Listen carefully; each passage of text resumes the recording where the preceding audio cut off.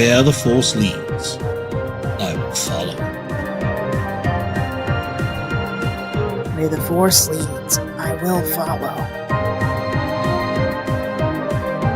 Where the Force leads, I will follow.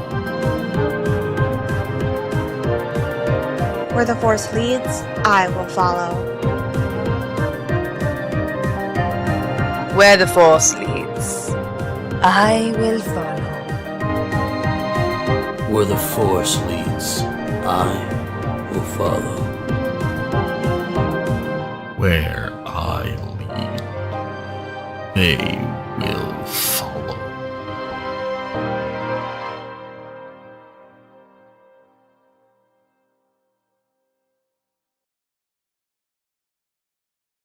Hey, y'all, and welcome back to Tales from the Table Studios.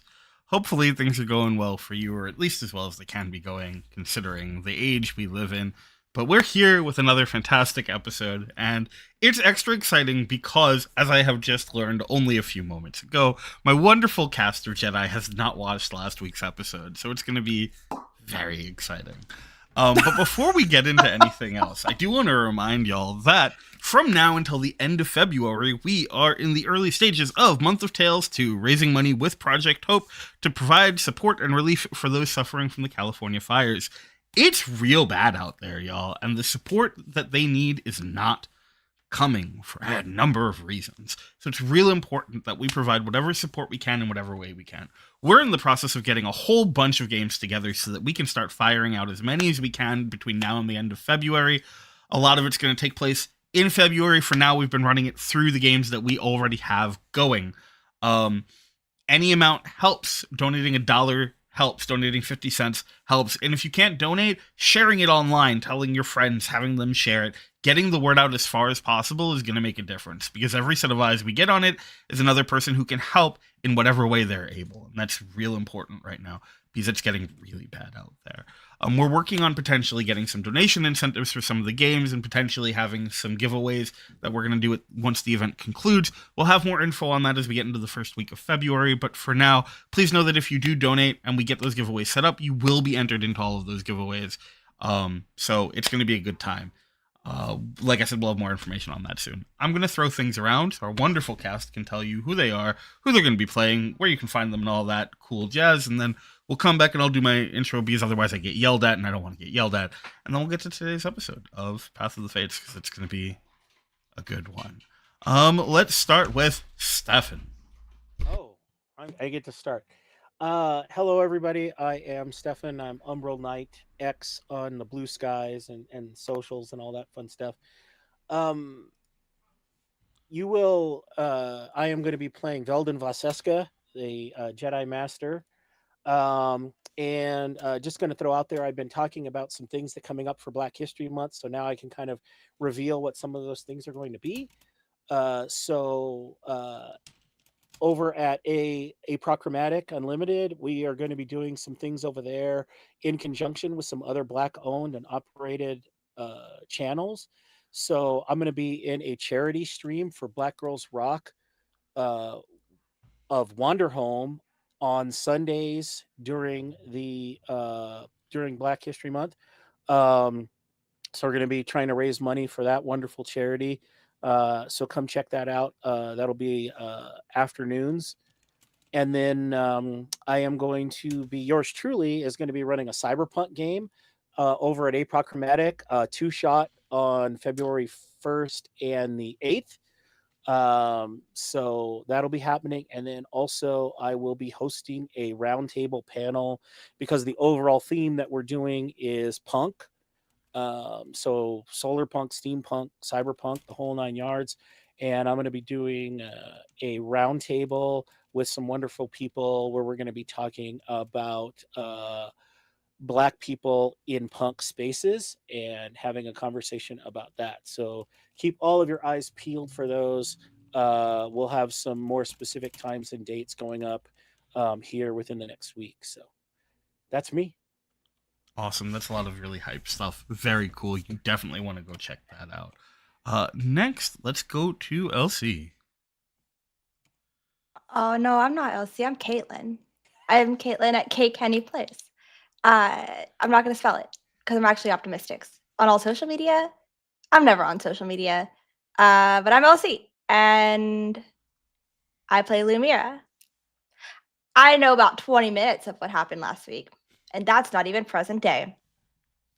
And Oh, you just got the saddest bits. That's great. yeah, I just got the sad bits, and I was like, I can't see in the snow. I'm gonna focus on driving. And then I still couldn't see. It was awful. But I'm excited to be here. I'm excited to experience the repercussions of my actions. I'm so sorry, Valden. And I'm gonna dip probably. So deuces. And Katelynn. Oh, you're muted. Uh-oh. Oh, we're having some tech gremlins. Do you want to try reloading real quick? Hi, this is Katelynn. I'm at K Kenny Plays. Yeah, I'll do the intro for Katelynn. We all have to be Katelynn again because Katelynn is having tech issues. So. Hey, there we go. There you we are. got you. Hello, everybody. I'm Katelynn at K Kenny Plays. I'm also a gremlin. Somehow I messed that up, but I'm glad to be vocally back. I play Nu Tu, our little mystic Jawa Padwan, and I'm also very sorry to my master for the supreme fuckery that you'll be waking up to. But we'll probably not let Lumira dip as much as they might want to. We'll find out, though. We'll see what happens. And that's me. I'm on socials sometimes, but glad to see you here every week. I don't see you every week necessarily, but I would like you to be here every week for me to see you every other. Okay, I'm going to stop. It's okay. I think we all understood. You could just take a train and you could see Lion and us in person every other week. It's true. Yeah. I can still dip if I wanted to. Yeah, just grab any train you might run into us. It's a great time. That's honestly, that'd be a fun game to play. I'm not gonna lie. Yeah. Pick a line. And pick like the A line and then just see how long it takes to see how long it takes to find someone. Yeah. Don't hate that. I gotta be honest. If you didn't have anything to do. Yeah, you just spend the day doing that. Hey, y'all, it's Drake Lionheart. Most people call me Lion. I am the studio director for Tales from the Table Studios. You can find me at all socials at It's Drake Lionheart or on Twitter at TheLionKnight42. But please don't go to Twitter. It's a cesspool. It's a dumpster fire. Let's just let that place die a slow, horrible death all on its own. There's better places to go. Like Blue Sky, that's where you can find me most of the time, is over on Blue Sky, where you have to worry the least about things like bigots and hate-filled nonsense garbage taking over your posts. It's a great time. So something to keep in mind. I'm not upset at all, as you can tell, I'm sure. But anyway, you can also find me and all of these amazing people over on our Discord. Tales from the Table Studios has a Discord. You can find that link down in our About section, or I believe over in the chat in just about a second. And if you go there, we have a channel set up specifically for all of our wonderful people across all of our casts, where you can see the stuff that they're doing here. Elsewhere, you can find out where to follow them, provide them with support, because you should. They're amazing people, and they deserve your attention and your time. 100%. You can also keep up to date with all of the projects that we're working on, the first look at shows that we're doing, community events that we have coming up, our charity events like now. If you want to be involved in our Month of Tales 2, raising this money to help Project Hope, that's your best way to do it. Join there. We have a whole thing set up. You grab the role, you get access. We'll get you seated at games. If you want to run games, we can get you into games. If you're looking to produce, we're always looking for producers. Whatever you want to do. It's also just a great community of human beings who love to just hang out, talk cool stuff, everything from games, posting pictures of pets. You'll get to see all of my cats in their spoiled glory. It's a wonderful time, ridiculous memes, and more. With that said, I think I've gone over everything I need to go over right now. So I think we're going to get into today's episode of Path of the Fates. So I think when we come in, we're going to find ourselves moving, our camera moving through like a shadowed darkness. And as it sort of parts just a little bit, we see the outline of two figures knelt, facing each other. And as our camera sort of turns, we find Valden and a figure that is unmistakable as Darth Bane. Knelt, and there's a tension hanging thick. Valden, I know when we last saw you, there was the acknowledgement that this is going to be a test of wills. And as you sit there across from this figure, what I'd like to know is, what is it that you are doing or attempting to do in this moment? I think more than anything, Belden would be trying to gain a sense of what it is that is kind of the root of Darth Bane's power, and what it is that is keeping, what's driving, I guess I should say, driving this. And then also trying to just maintain like a sense of as much balance as possible in this obviously tense moment. Excellent. I love that. So the first thing I'm going to do is I'm going to ask you to roll some dice for me. If that's Okay. okay. I think we're going to call this a cool check. Okay. And I'm going to give it a difficulty 2. Alrighty. I don't think that you're having a particularly hard time in this moment being able to try and maintain that balance. Now, this may not be the only time we make this roll, but this is where we're starting. Let's see what we got. Okay, that's interesting. I did not get any successes, but I got all of those canceled each other out, but I did get an advantage. Yeah. So I'm going to ask, do you want to use that advantage for regaining some of your... Yes, I think I will. I think that'll be kind of the symbol of Velden kind of like trying to like center himself and regain that strain. Wonderful. I love that. And so as you sit there, why don't you tell me what it feels like finding that sort of balance in yourself and finding a way to sort of recoup a little bit of what you've exerted here? I think it feels both good that there can be a brief moment of calm amidst the maelstrom, but also there is just a slightest tinge of concern for what might be happening beyond this. Maelstrom is a very good word here, and I'm glad that you picked it. Because I think that trying to extend your senses out beyond here, wherever this is, whatever here might be, that is exactly what you encounter. It is this volatile storm of emotion and power and rage and fear and hope and all of these complex things that you know so well to be so intricately tied into the Force that create this almost impossible to traverse storm that blocks you from feeling what is beyond. And for a moment, it's very isolating. You cannot, in this moment, feel Newton or Wakesh or Lumira or any of the other that you have become comfortable recognizing. You do not feel the wrath of Bellator. You only feel yourself, and what you have to imagine is Bane. And so he sits, and for a moment he waits. It is almost as though he is uncharacteristically giving you time to take in your situation, to find your center.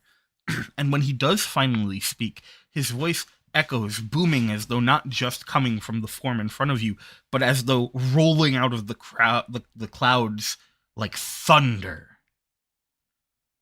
And he goes,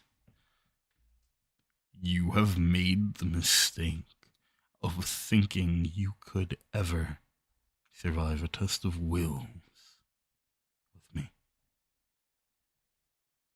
That is not why you are here, Jedi." True. That is not why I am here. As I said before, my test is not with you.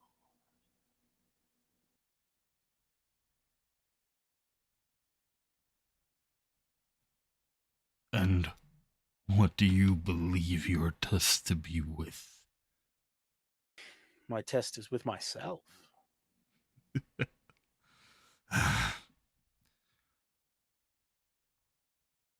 You all make the same mistake. Thousands of years have passed, and you make the same error constantly. You think yourselves of so much import that you are your own test, that you benefit from yourself. You believe yourself to be so meaningful within the Force, that you are meant to be guardian, protector, keeper of knowledge, and all that it has done is led you here where you will learn, one way or the other, what your true failure is. You fundamentally misunderstand. I am but a servant of the Force. I merely follow the will of the Force.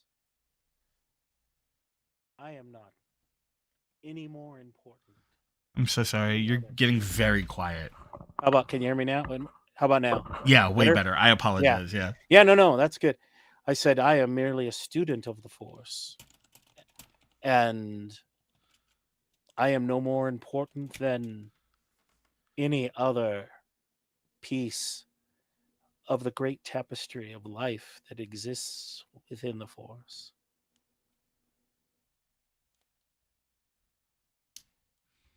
It is you who lingers years after you should have passed on, who perhaps may think that you are more important, that you have something to give.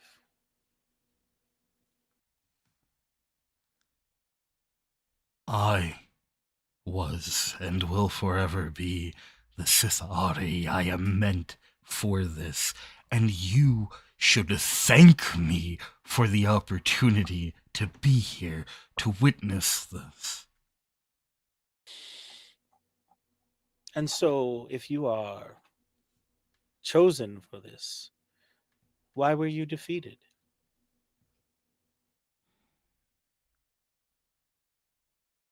I remember a time when your ilk believed themselves to be at the height of greatness. You ask me why I was defeated. Do you possibly understand how many pieces had to fall in place to bring us to this moment? You believe this to be the end of a story? You think my failing is what happened? I will tell you this, so that if somehow you survive here, if somehow your children out there manage to slow or stop my plans, my goals, my hopes, you will truly understand the level of darkness and failure that you bring upon the galaxy. What I offer, what I take, is a gift by comparison. But you Jedi are too fooled to understand my own failures of apprentices are too foolish and short-sighted to understand.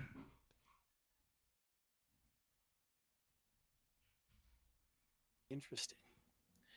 Well, certainly, I do not shy from the fact that Jedi have had great bouts of hubris in the past. We have thought ourselves above. We have thought that we should separate ourselves from the galaxy at large. And those were errors. Hopefully, some of us have learned that it is those good connections that we make that sustain us and that solidify our connection to the Force. You speak of your failed apprentices, and certainly the Jedi have had many failed apprentices over the years, but hopefully from those failures we learn lessons. And that those lessons are not that we should descend into the path that you have chosen for yourself, but perhaps we shall see how this plays out and how these students fare. I have no illusions that they may fail. That is a possibility. But hopefully, those failures will teach lessons that they can use for the next time without taking them as a sign that they have descended into darkness.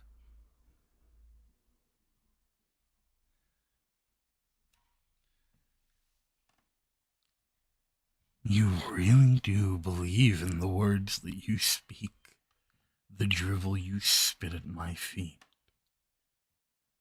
don't you?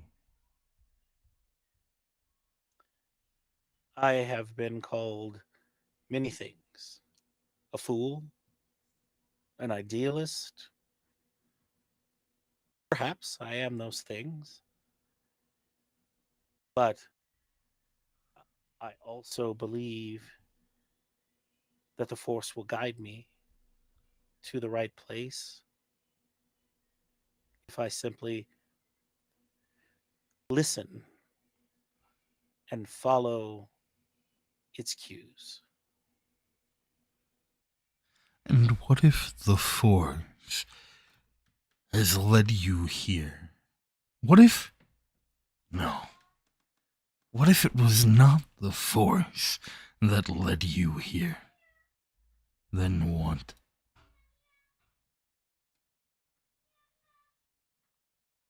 Perhaps I will learn something new. Every step you have taken, Jedi, has been following a course that I have dictated long before my death. The Force? Perhaps it has brought you here, but if so, it is only because I have expertly wielded it to do so. But perhaps it was not the Force. Perhaps it was always me. And then I would ask, if that were the case, why us?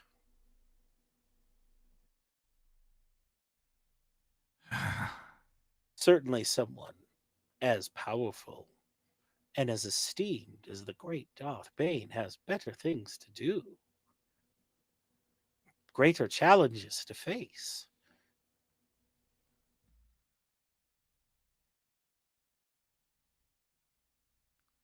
Again, you miss yourself. You're not my challenge to face. You are my tools to face a challenge. You are how I prevent my galaxy from falling.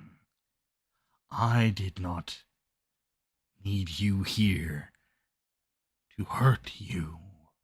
I needed you here. And then he stops for a moment.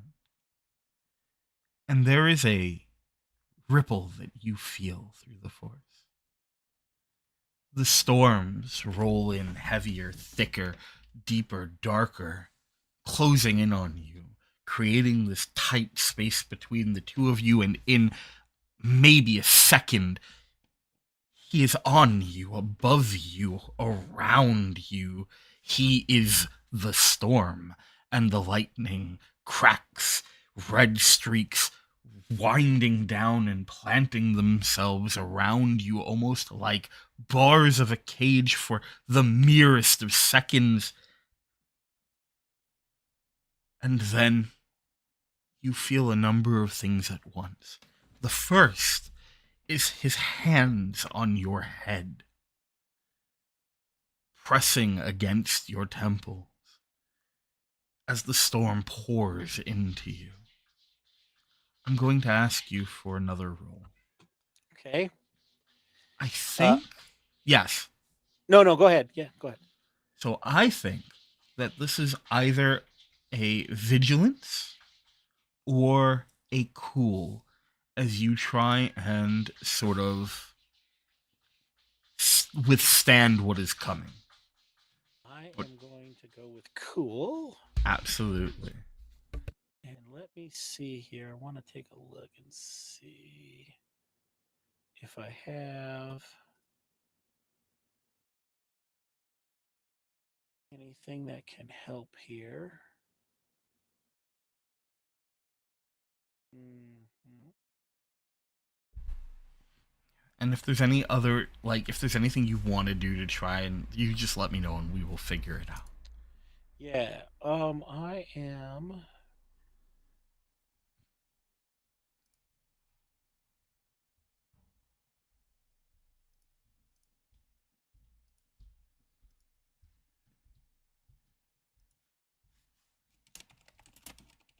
Let me hold on. I think... So I have the...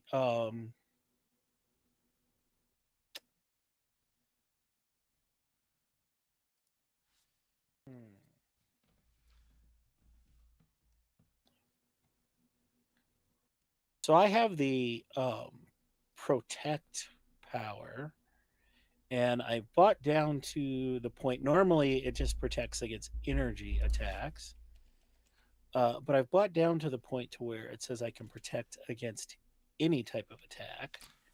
And then I also have the healer ability. And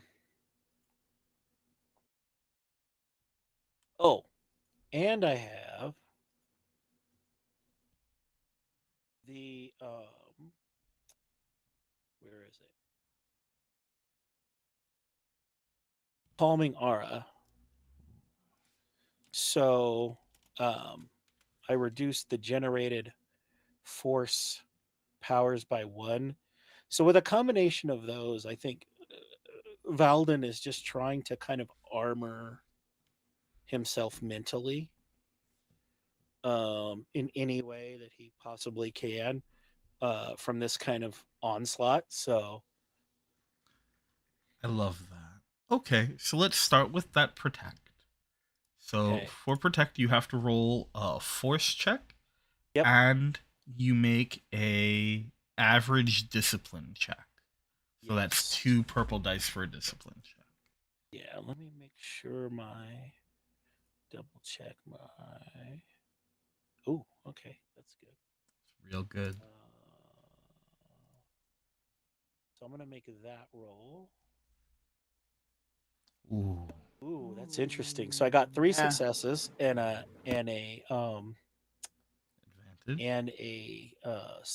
advantage, and then I got 1 light and 4 dark. So I'm going to use that light to kind of try and just kind of shield as best I can. I do think that you need to spend 2 to do it. I do, actually. Yes, you're right. So I will use 1 dark point in this. And then you said a cool roll? I'm not even going to ask you for that. I think this gives Okay. us everything we need. I think this that'll was work. perfect. That'll work.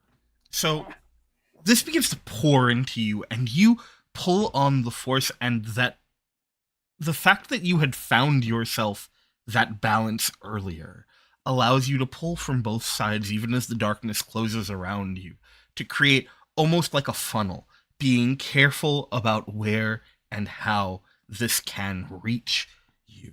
In a moment, you find the storm surrounding you until all is darkness, and you see out ahead of you, in every direction, thousands of small lights, stars, hanging in the sky.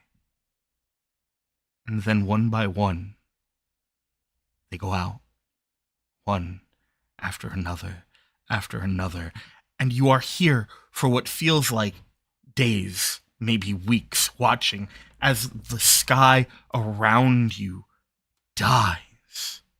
Every time one of these lights goes out, you can hear the cries of so many. You can hear the Force weeping.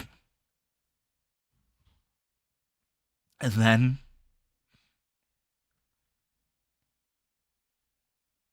you smell something sweet, something familiar, somewhere in this now empty darkness. And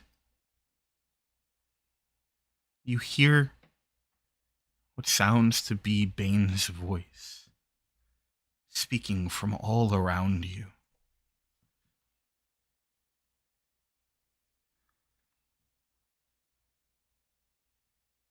To wield this galaxy, it would have to persist. And then your eyes open, and around you there is panic. The floor is covered in shattered glass. Your Padwan is there, knelt beside you, holding out what looked to be leftover pastries from the last time you had been at the temple. Lumira is beating the remains of something at this point completely incapable of being recognized, while the Sith that you had been with, Bellator, shouts down at her. And on the far end, you see what looks to be Odias. I don't think you've ever seen her, actually. So it is another figure in red. And floating beside her is Waycash, or what remains of Way, unmasked and lifeless. Nu, what are you saying in this moment? I think Nu's gone like into full Jawaiese, and is going Aka Aka Aka, which is up, and she's just trying. And once it looks like Valden's coming to, I think just like quivering, and she sees that he's back. She's just gonna fling herself, her little body around him and squeeze super tight, and she's just vibrating. Master, Master, we need we have to go. We have to go now.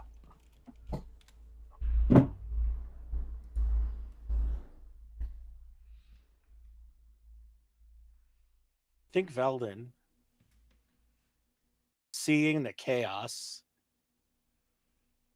around him and realizing that obviously something has happened that he does not understand. He's going to do two things and try and do them kind of simultaneously. I think he is going to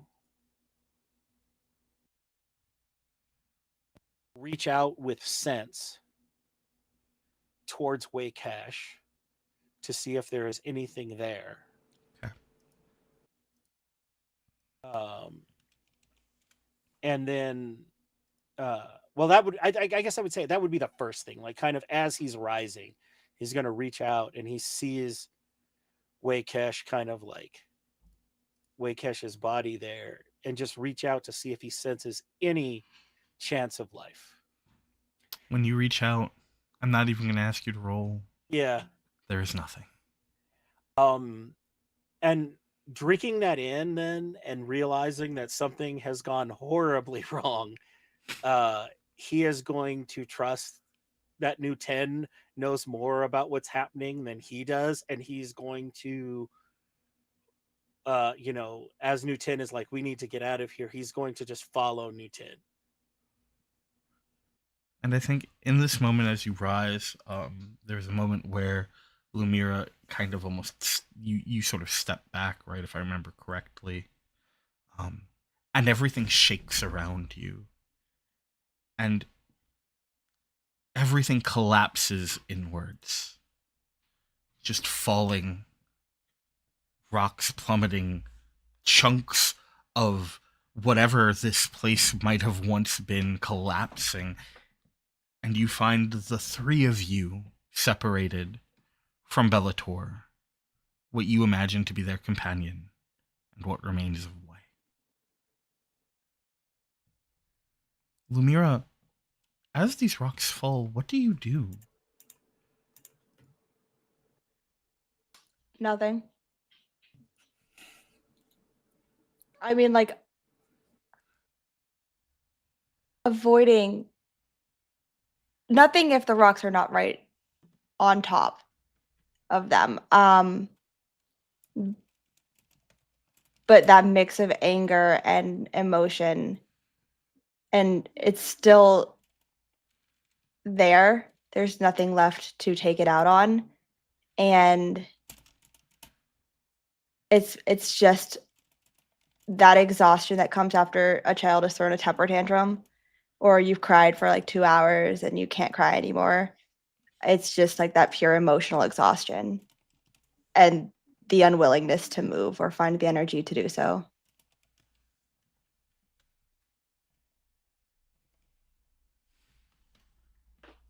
Just kind of like staring off in the direction that they were. And I believe you were holding... What had you taken? You had taken his lightsaber? Is that what it was? I had taken Way's lightsaber because of a vision I seem to have that, yeah, my friend said, grab it, or yes. Yes. Mm-hmm. Apologies. Veldon is going to be like, just kind of look at both of them and be like, we should retreat from this place.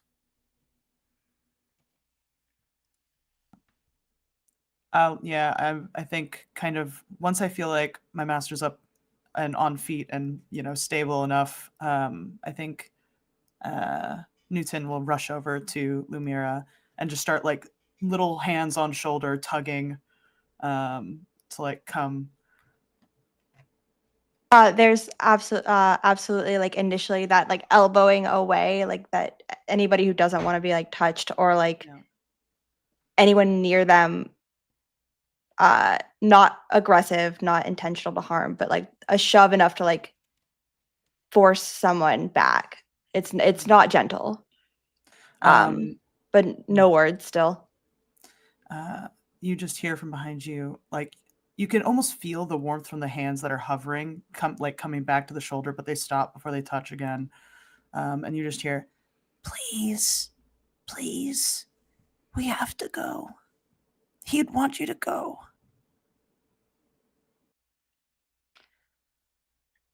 At that last sentence, Lumira's jaw would tighten, and through gritted teeth, there's the clear intention to say something, but I don't think that she can snap at Newton, honestly. As much as there's rage inside, I don't think that she could bring herself to take this out on Newton.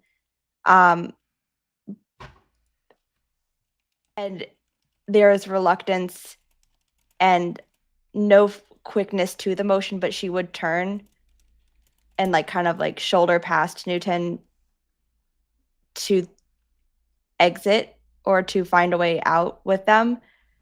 But it's still very translate. It's still very like zeroed in, lost in their own head. The rocks and the boulders continue to fall. It's very clear that this place is collapsing and there is very little time. Looking around, there don't seem to be any immediate places of egress. The one tunnel that the two of you had seen, Lumira and Nu, is on the far end, now blocked by the giant wall of fallen stone. There are small cracks forming around you, but they quickly get filled in as more falls. What would you all like to do? Alden's just going to be looking for any kind of an opening or an exit, looking up, looking around, looking to see if there's just any way to find a path out of this place that, as you said, is so obviously collapsing. Same. I think Newton's also looking for, similar to things that they'd come across when they were with Odias, like the cracks in the wall where if some falls away, like maybe they could find an exit or something. Okay. I'm gonna let them try and find a way out. There's no active movement to get out from Mira. In fact, she did throw her own lightsaber, and I think she's gonna, like, once again, like a child throwing a temper tantrum, go get the thing that they threw in anger just to pick it back up so they don't leave it behind. I'm realizing now how big of a temper tantrum she threw, and it's really funny. And then kind of act like she's assisting them, but really there's no active action towards getting out. She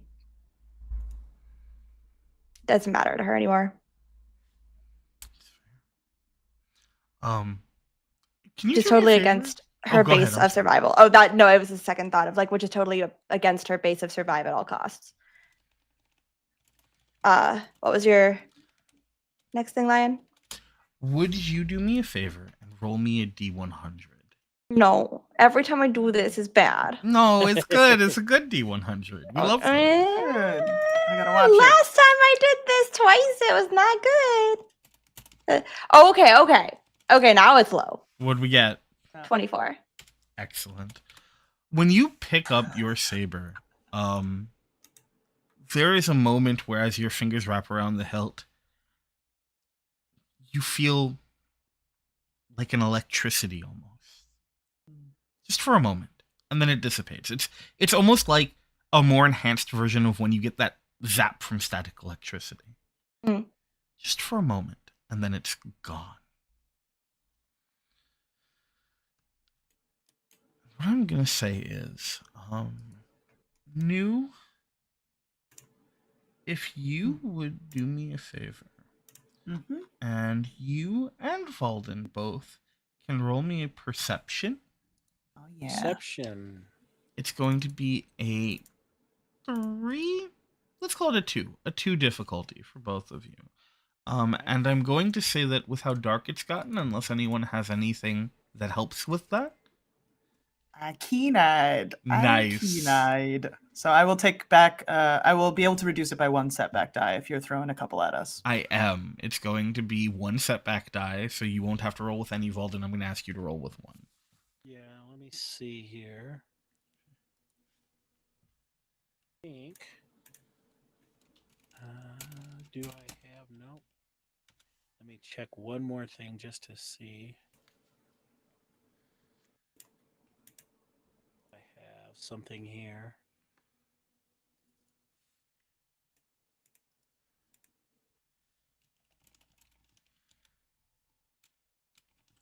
No. Okay, so 1 setback die. Let me see here. There we go. Sweet. Yikes. Yeah, nope, I fail. I got 2 successes to threat. Wonderful. So here's what I think happens. Valden, in this moment, there's just so much coming in that I think it's difficult to be focused and be mindful of the present.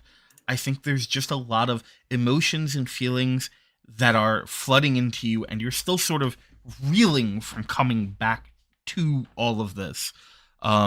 And that realization that there is the end of one of your allies' stories with Waycash, that it makes it very difficult to focus. But Nu, again, you see it, those wisps of blonde hair and that dark cloak moving past as some of the rubble falls. A spot small enough for you to make it through, that you can see the barest hints of light cutting through. Just a small bit. Not any larger than you would find back on some of the deeper cratered tunnels on Tatooine. But if you could move just those handful of bits of rubble, you could probably get everyone out of here. Great. I think that's what she's got. She's going to attempt to move these with the Force. Yeah, she's gonna attempt it as carefully as she can, but honestly, I think swiftness is more in her mind at this moment of just how quickly can we get out of here. Thank you. Okay, so I will make a Force roll here. Bum bum bum. 2 Force die. 2 light points. Okay. How far in the tree do you have for move? So for move, I only have 1 strength because of Lumira and our jump. So I've got, so I can move a silhouette of 1. So enough rock that fits that, which I think is like a regular sized person in this game, since my silhouette is 0. I'm guessing. Yeah. Yes. I think so. You reach out and you begin to sort of push at the rubble, and some of it begins to move, but you realize that in this moment, you may not have enough precision and enough strength to make this happen on your own. Do I see Newton doing this?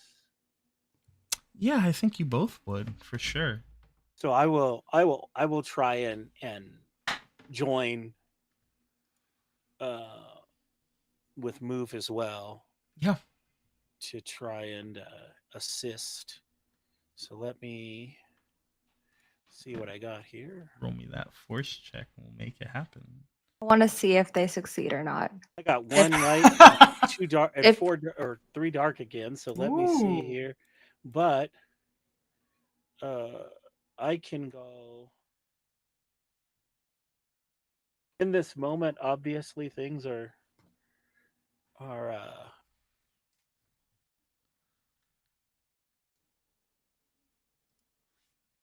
Also, legit just realizing Veldon's force rating right now, and I'm going, whoa! Volden is there's a reason Volden's the master. Yeah. Just dripping in Yes. force. So I have magnitude Uh-huh. of 1 and a couple in strength. So I should be able to go up to a silhouette of 2.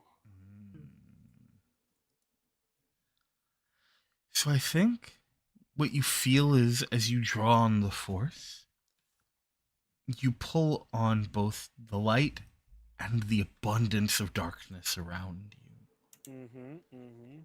Nu, you feel as though the essence of Darth Bane is almost surrounding you like a cloak in this moment. But as it does, it feels right. It's not power exactly, but it's like a hunger being sated. Like a voracious hunger that calls to it. And Lumira, you said you were waiting to see if they succeed. Yeah, if they need help. Because I also have moved, but if they got it, they got it. So I think you will feel this too as this dark essence settles around you. This sickly, angry, hate-filled feeling that you immediately recognize from that look, that moment where you were frozen watching your arm giving out as Bane's eyes bore into you as he came down over and over again, striking at you.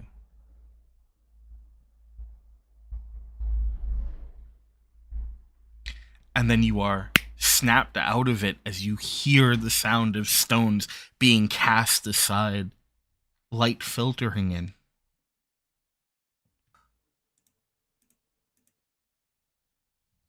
As you look over and see this perfect unison between Valden and Nu working so perfectly, so in sync together in the Force. Master guiding apprentice. As they secure the three of you an exit.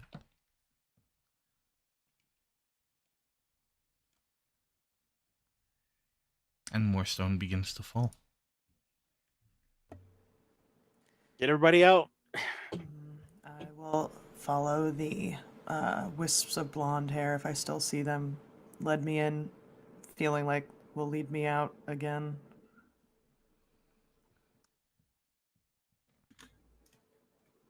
Lumira.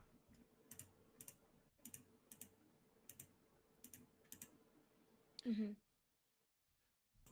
Eldon's not going anywhere until they're both through.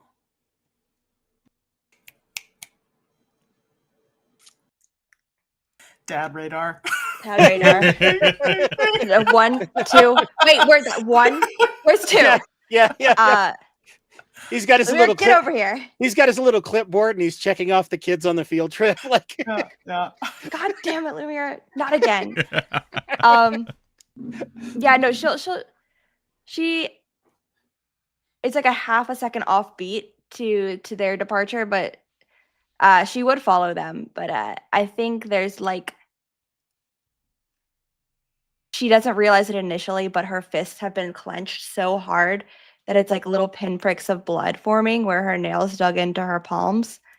And it does not click or register initially why, or like the feelings that she was processing in that moment. I wouldn't even call it processing, actually, experiencing, because it's definitely not processed.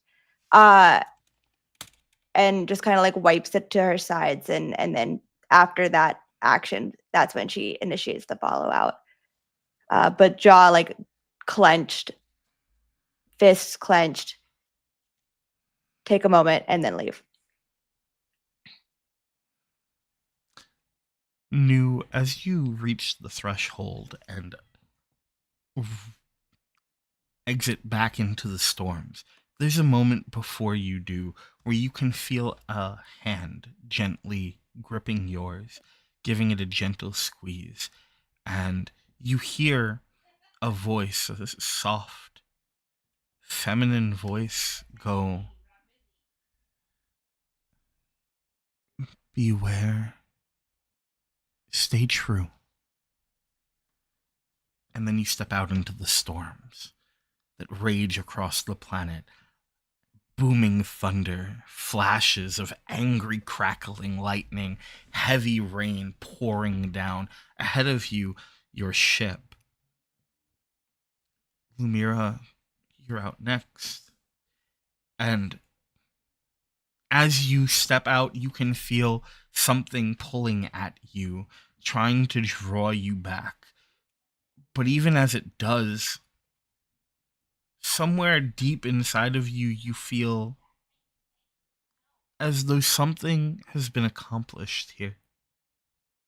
And I don't know if it makes you feel...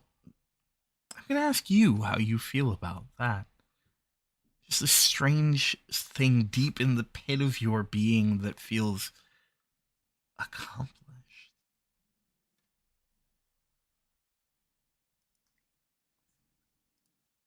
I guess it depends on like if it's identifiable what accomplishment this could be. Like not specifically, but like I think at this point she has at least, I would say, 3 maybe more different things that she is currently trying to follow and sift through to figure out what actually her path is, which I think a lot of the turmoil comes from. And her acknowledgement and feelings towards this accomplishment would greatly differ depending on what she feels this is applying to. Is there something like I can roll to figure out if I can sift through these feelings to see if I can discern how directly this is guiding me in that feeling? Yeah, I'm always down for us rolling some dice. Let's call this a... I think this will be some kind of either intellect or willpower roll. Maybe... Right now, I can tell you it should be willpower because my intellect is 2. My willpower is 4. Okay, so how about this? I will let you roll me a... Let's call it a vigilance to try and... No, let's call it a discipline. I will let you roll a discipline to try and isolate this feeling, to try and draw on what you do understand of yourself and the Force, to try and figure out where this could be stemming from. You're muted. Every time. The characteristic is green or yellow because I just roll 4 of those. I don't have anything in willpower. So you're just gonna roll in discipline. green. Okay. Yeah, and then you're just gonna 4 roll green. it with, let's call this a difficulty 2. I'm not gonna make it. You know what? It's a difficulty 2, but I am giving you 1 setback die because I think that in this moment you are in understandably pretty deep emotional turmoil. Yeah, 100%. So, okay. Who do I want to spend it now? I think I do because I've got a thing in mind that Lumira's kind of going through this, and Nu's been focusing on getting out, getting forward, and as they see the ship, there's like a breath of some relief of like closer to not home but a base. And I think in that moment she lets herself look back toward Lumira to make sure that they're there. And coming, and danger sense tingles. And I just give Lumira a look, and you see Nu mouth the word that she said, I think, once to you before. But she mouths Iata, which in Jawa is friend. And if I can, sense danger and remove that setback die from this check. I'm cool with it. Great. Nice. Lumira, I think in the moment you feel a bit more centered. It's not that you aren't still feeling everything you're feeling. It's not that it's been dulled, but it's almost like Nu is providing a sort of anchor for you. There is a moment where you can feel the support through the Force. Something that I dare to say you maybe haven't felt in quite a long time. This unquestioning, unwavering, and unexpectant support. A hand offered with the expectation of absolutely nothing in return. And you can roll without the setback die. Can I just take the setback die off of it? I already rolled. Oh yeah, for sure. 100%. What do you get? The 4 explosions. Yeah, 4 successes. 4 successes. Let's go. Okay. So, as you find yourself sort of standing there in this storm, in the rain, the downpour coming down, with Nu sort of ahead looking at you, and Valden, who you're aware of, is close behind. And in this moment, you manage to sort of pull within yourself, and you close your eyes for a moment, and all you can hear is your own breathing, your own heartbeat. And you focus, you push past any of the fear and any of the pain and any of the other complex emotions that may be running through you. And you find something foreign. You find it's not darkness. It's almost like a void. It is an empty spot. It is cold and it is asleep. Mostly. But there is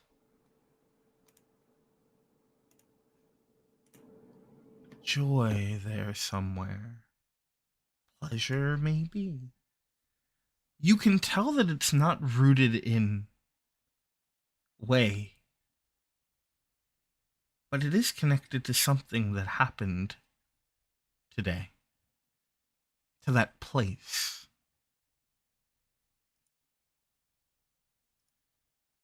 There is a feeling of preparation. And it feels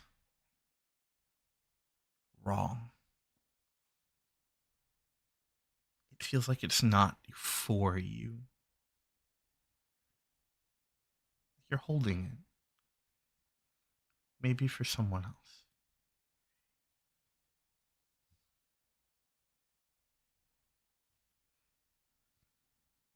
So, does the accomplishment feel like it was not an accomplishment for myself, or does it feel like it was like an accomplishment because I stopped something for someone else that was not my own?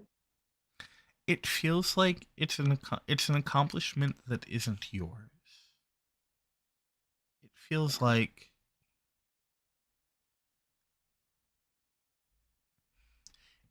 like something that you don't understand, that you share, or that is within you, or that is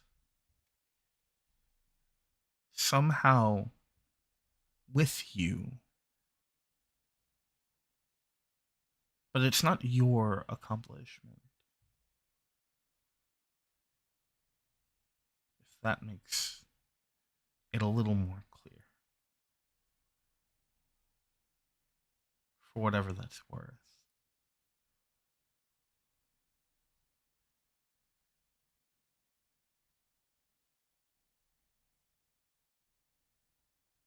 A little more clear. I think it's like a backhanded compliment almost. Almost, yeah. That's a very good way of putting it. It is. It's almost like a backhanded compliment. I think with that clarity that Nu gave her and this feeling of the backhanded accomplishment, I guess you could call it, Mhm.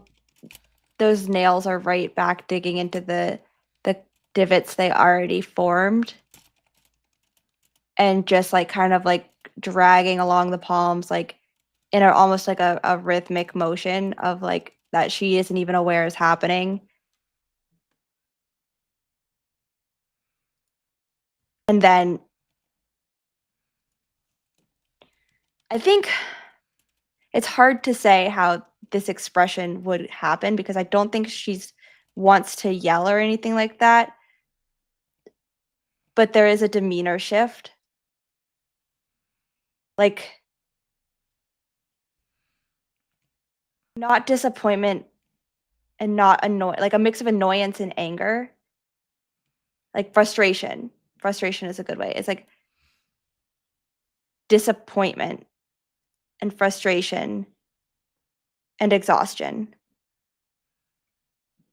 Because I know I've described it as like a temper tantrum, and like I think it's towards the petering out side of it, where you're still so angry and you're still so upset, but you just can't anymore.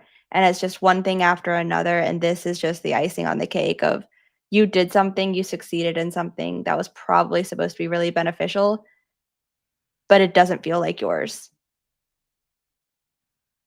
And once again, you are sitting there watching as this meaningful moment, this loss, this grief, this success, all of it, it's not yours.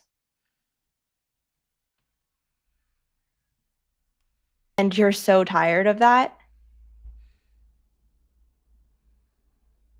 But you're too tired to actually say anything or care. You just might as well accept it at this point and move on because that's what you're always so good at. And I think she finds at the end of this discovery, the self-reflection, at least a little bit of satisfaction, knowing that what she probably told the Jedi Council when they found her and offered her this ultimatum, basically of like, "Hey, we helped you out. I think you'd do really good here."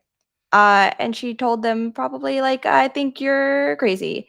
But you know what?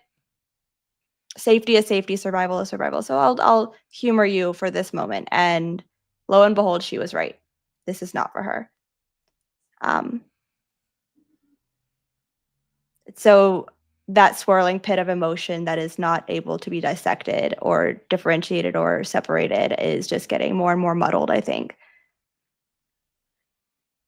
But would not make any movement to not get on the ship or head towards the ship or go the opposite direction. She would start walking towards Nu 10.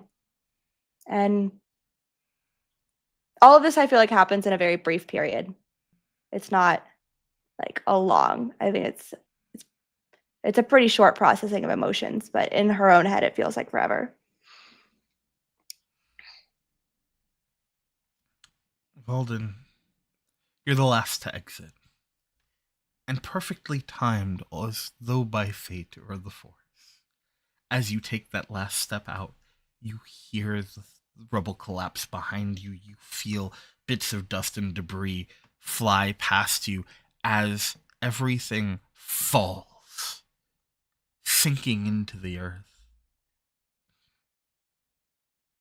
Almost as though built upon quicksand.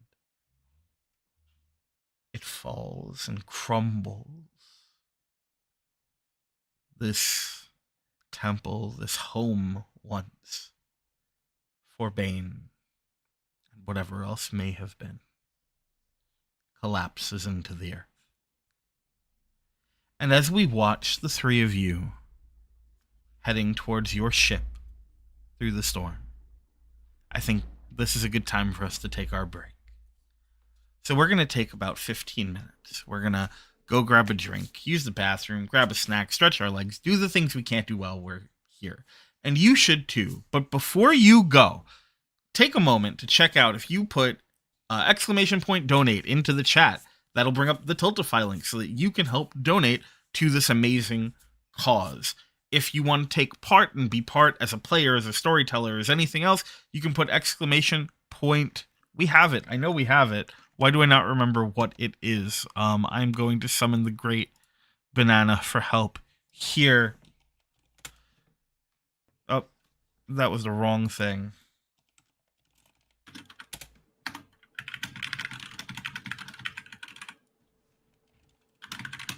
It is sign up. It's just ! sign up. I don't know why I forgot about that. That's on me. But yeah, if you hit ! sign up, it'll bring up the Google form that we're using right now. So if you're not a part of our Discord, that's a great way for you to take part, be a player, help us tell some stories, work on production. If you're interested in being a part of any of our giveaways or anything else, that's the best way to do that. And then go grab a snack, use the bathroom, grab some water, stretch your legs, do the things you got to do that you can't do while you're here. So we'll be back. We'll see you soon. Bye.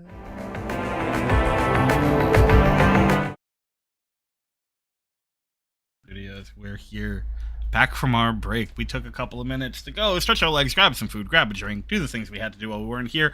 Hopefully you did too, and hopefully you're back now, like we are. And if not, you won't hear this, and it's fine. But remember, we are here not just telling an amazing emotional story of loss and guidance and so many other things, but also here raising money for an amazing cause, along with Project Hope, raising money for relief and support for those who are suffering because of the fire in California. It's real bad, and you really got to try and make time to provide support in whatever way you can. Be it through donations, be it through sharing on socials, tell other people about it, do whatever you can do, because there's a lot of support that needs to happen, and they're not getting it, and it's not okay. We're going to be running through the end of February. We're going to have a whole bunch of games for now. It's just the stuff that we've normally had on schedule, but we're going to be announcing a bunch more games very soon. I'm going to be working throughout this week to get as many things on the schedule as possible, and it's going to be a great time. So you absolutely want to make sure you check in for that. We're working on getting giveaways and stuff set up. So tune in where you can, support how you can, donate what you can, do all the things that you can do. For now, I think we're going to jump back in. Oh, actually, before we do, I'm going to remind everyone real quick, I'm so sorry, that you can hit ! donate over in the chat to bring up the donation link. That's so important. You can also, if you'd like to be a part of any of our wonderful games or series or anything else that we're doing in support of this Project Hope California Fire Relief, you can hit ! sign up in the chat. I remembered it this time. And that'll bring up the Google form that we're using. You can fill it out. Tell us if you want to run a game, if you want to play in games, if you want to do giveaways, if you want to produce, or if you want to be part of this in any way, because we are always happy to have more people along. And we'll have plenty of opportunities and positions to do so. Just let us know. So with that, I think we're ready to get back to part 2.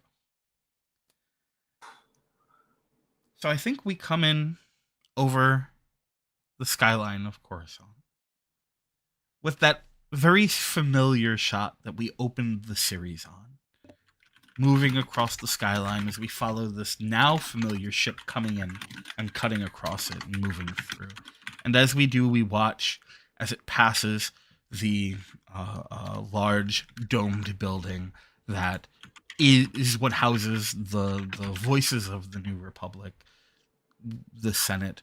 We move past the ruins of the old Jedi temple there still as a marker, as a memorial of what was and how and why.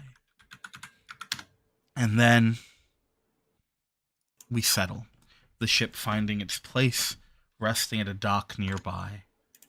And as the platform lowers, I will ask, Lumira, you are on the ship.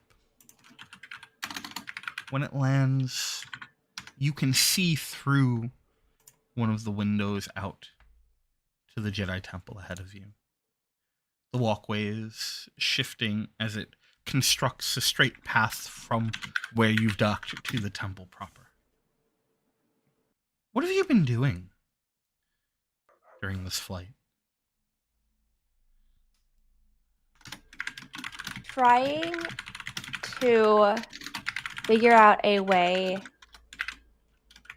that is going to be the most non-attention drawing, stealthy way and point to slip out of everybody's direct attention and somehow get on some other ship that's directly leaving. So I got here and I'm out, kind of thinking on those kind of pathways and try to figure out how she can get avoid like either of their detection, because they're both pretty force sensitive, and I know that Newton is probably like, nah man, she'd be cagey as fuck.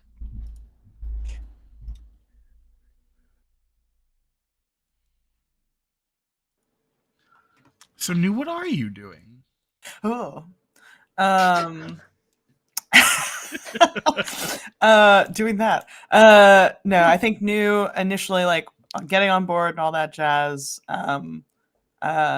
would immediately try to, like, mind dump everything that happened to her master, Veldin.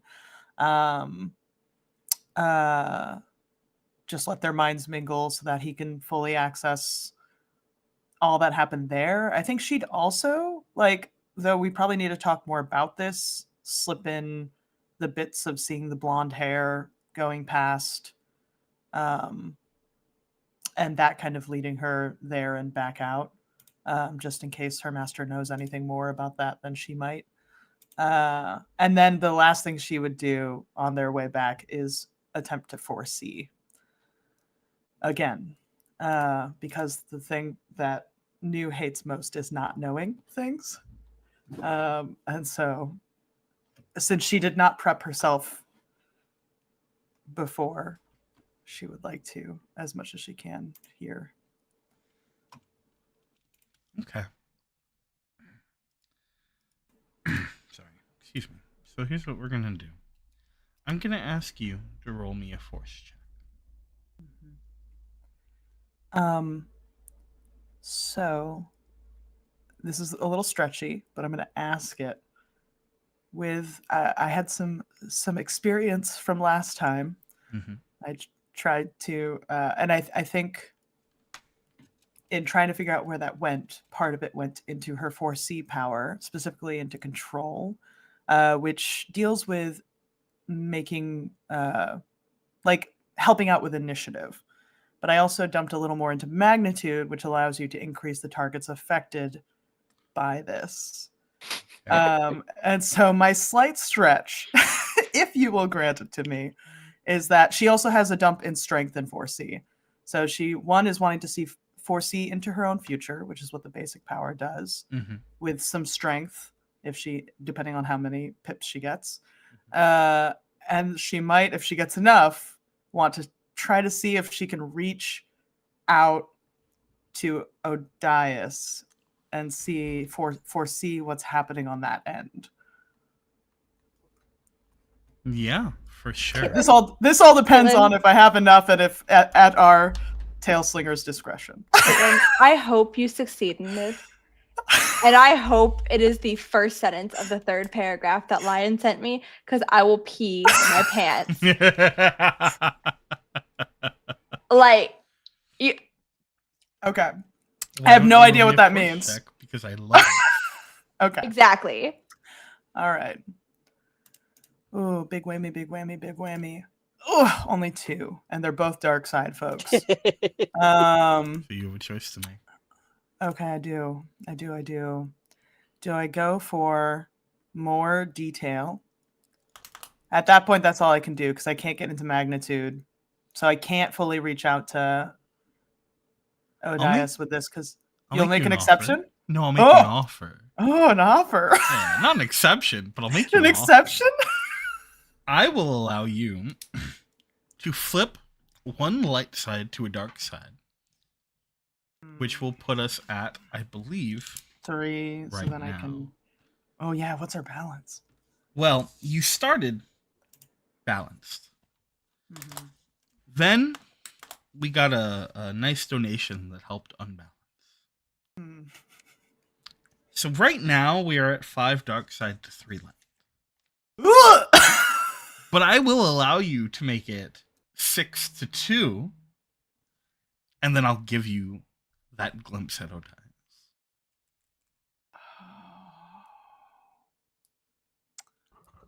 Oh. Okay, because Nu is thinking, one, preparedness for herself, which she's always like, okay, yes, I would like to know that, especially since we're in our pod. I can at least protect the people I'm around if I know what's going to happen to us. And if I have more detail, that's only going to make that better. It's true. But on the other hand, Odias promised. Maybe Nu's taking this too far and saying promised, but Nu's going there. Mm-hmm. That there would be an attempt to bring Waykesh back to life. And I think that's on her mind. Oh, I'm really torn. Okay. Should I roll for this for myself? Yeah. I'm gonna roll These for are it. our favorite moments. I'm gonna roll a D100, and if I get I don't know, 50 or above, I'll go with us, and anything below, I'll go with flipping the light side point. That's a 12, folks. That's a 12. The dice have decided. I think Nu's curiosity wins out over her caution, and her just needing her compulsion to need to know, and to need to know what happens on the other end of this. And she's going to attempt something she has not attempted before. So Nu, every bit of the force that you're going to be wielding here is dark. So I'm going to need something from you. I'm going to need you to tell me, as you tap into the force, and you demand not only what you have already done, what is familiar to you, but you demand something far more. Because you want it, because you need to know it. What I'd like you to tell me is what bits of how you felt when you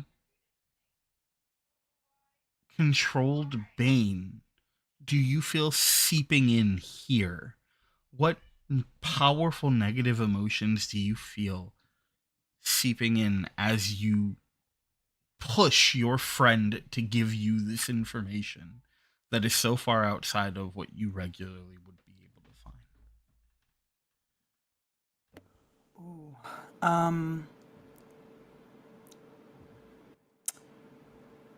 I think for Nu, as she starts demanding things of her friend beyond the capacity she's had when she's going back to that moment, I think in the moment she felt powerful.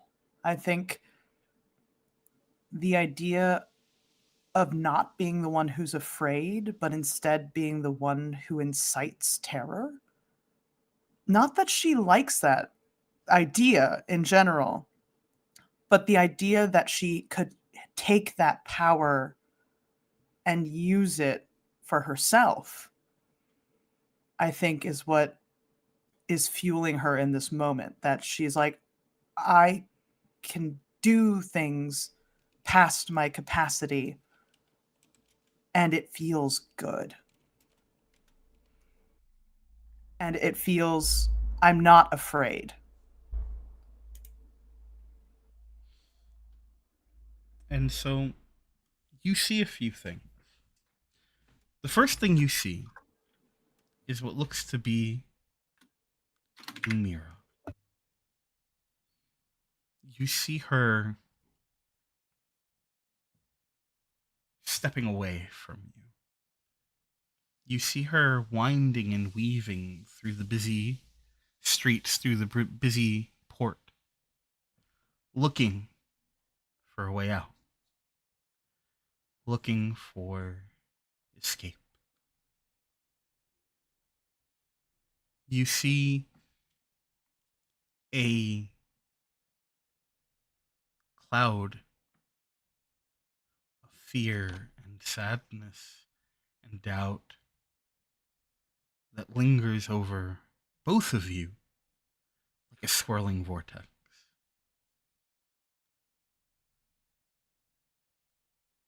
You push further and it fades like a fog wiping across your vision, and as it clears, you hear voices, tens, dozens, maybe hundreds of voices, chanting in a language you don't recognize. You see a tower. You see vaguely familiar figures, Bellator standing. You see Odias inside this tower, surrounded by a number of individuals who share some noticeable similarities. Blood pouring from their hands into a strange round hole like a well built into the ground. And you see Wei's body twitch ever so slightly. And then you see it sit up. And immediately you watch as Wei buries their hand to the elbow into the chest of a woman, an elder, who herself shares striking similarity, and pry from her chest a still beating heart. You hear storms rolling in, the sounds of screaming. You hear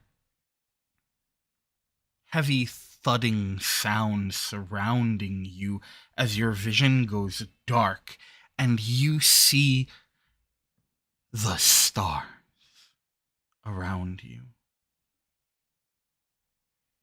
And one by one, they begin to blink out.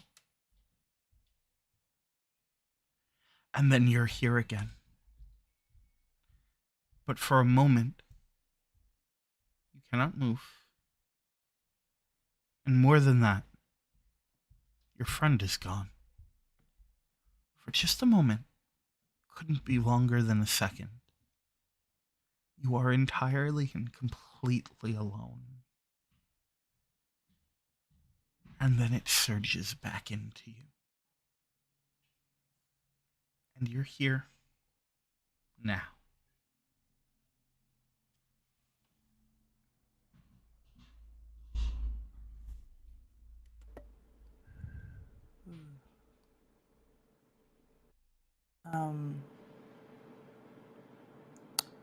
I think Nu is just, and I imagine she's found the engine room again to do this, but it brings no comfort.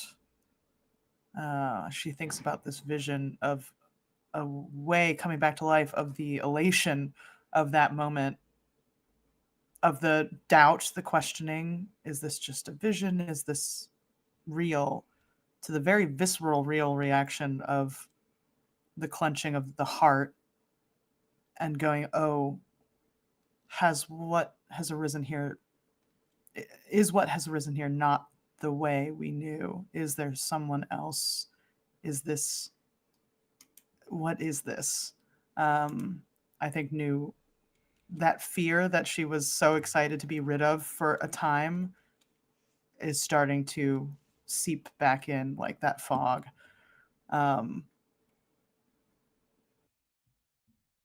Yeah. I think if she doesn't seek full counsel of her master while are on the ship, depending on how long the trip is, I think she at least sits with him.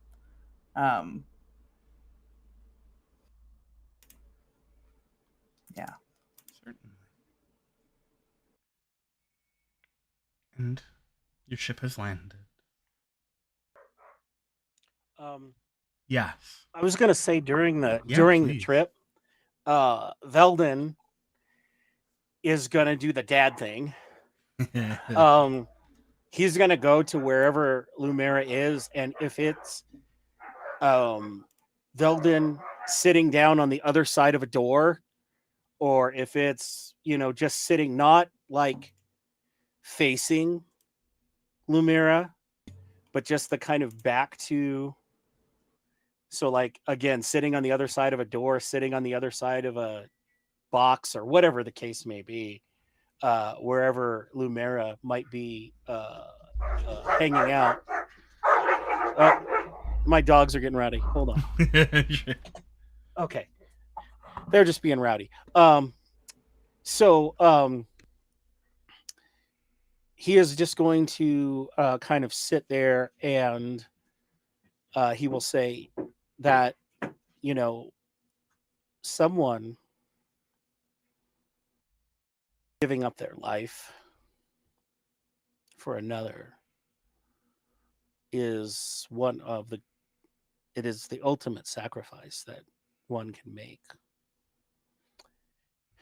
And I have found that those who have had others sacrifice their lives for them tend to either not feel that they are worthy of such sacrifice, or they wonder if they are. It doesn't matter who you were. Be worthy. And then he's just going to get up and walk off.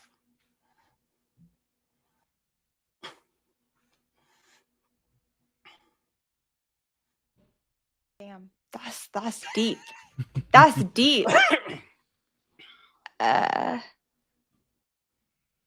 like this a lot more if there is no response and he does just leave, but I will confirm that those words were heard, and they will, like Lumira will remember that on the screen.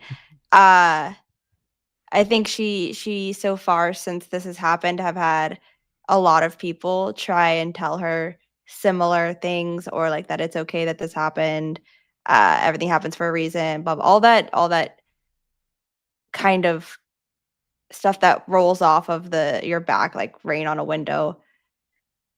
But I think this one specifically sticks, especially because I think there's a ping in the back of her mind where she's processing or wonder if they are worthy, be worthy kind of second half of that, and it's just like, how could I be worthy? I don't even I'm like literally no one. So that only leaves the first half, which is, I don't think I was worth it. But you're also telling me, just don't take this for granted. Become worth it. And that's going to stick with her. That's what's going to stick with her. And then it's immediately crushed back down by, no, you didn't know him. He didn't know you. He literally did this without asking if you even wanted him to sacrifice himself for you. And that's so selfish, even though I know it's not. And I deserve to have that choice. And again, I didn't get to choose anything for myself again. And she's back to being angry. But that was something. that got me. That got LC. I was like, damn. Building a foundation. Yeah, yep. I was like, all right. Heard. Support begins with a foundation. Mm-hmm. Thanks, Dad. Good talk. See, this is where Valden ends up doing one better than Qui-Gon and actually pulling off the two Padwans. That's what happens next.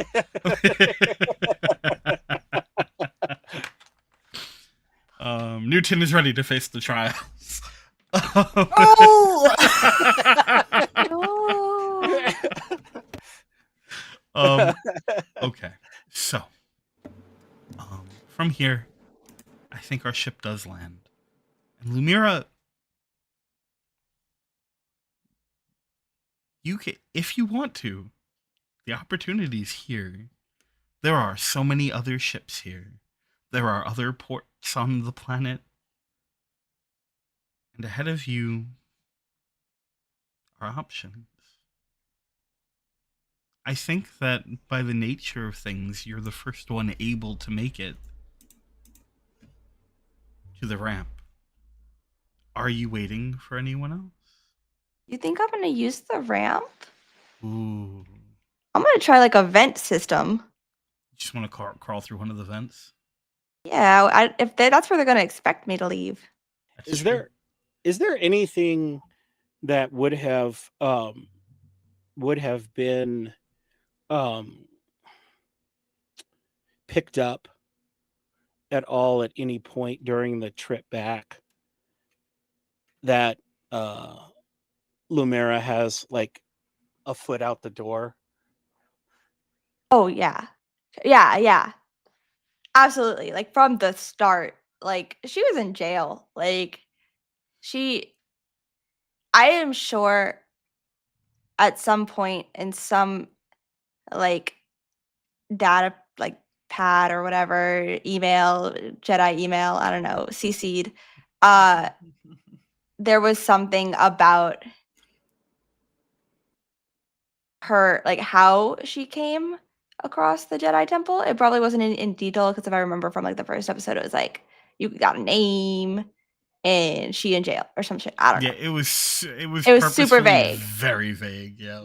But like I am sure that like there was some kind of detail that with her current actions and behavior, yeah, you could probably put two and two, especially Valdin. I think you could put two and two together. Because Valdin's been around the block and is pretty perceptive. So I would think that like that first talk would have been like right towards the beginning of the journey, and then just before we land, Veldin would seek out Lumira again, and he would just say, "If you need to be elsewhere, then be elsewhere. This is not a prison. You are your own person. And no one can grapple with what has happened other than you. But if you need help and support, then we are here. But if that is not your path, if for you it is best to be elsewhere, then it would be wrong for us to try and hold you here. I just hope that you will understand that Waykesh did what he did because it was in his nature to defend others. And that includes you. So just remember, if you need anything,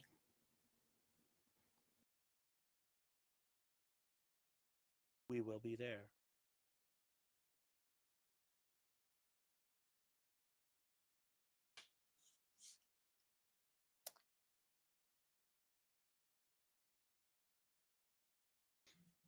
I don't know what I need or where I need to be, but I don't think I need to be anywhere else. I don't need to be here, but I don't want to be here because here has nothing for me.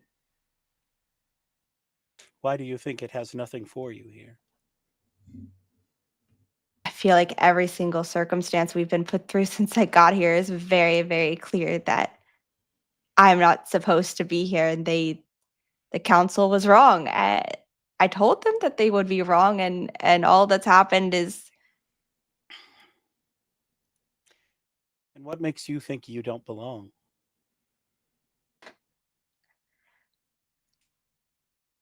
I mean, I know Nu 10 can be a little abrasive, but don't let her drive you away. 100% Nu 10. I have filed so many complaints with HR about Nu 10. No, Katelynn, don't make that face. Oh, My no. heart. Okay. Again, every single circumstance that I've gone through, I've seen that's happened. Everything I know about the council, about the changes since the former council, still doesn't add up.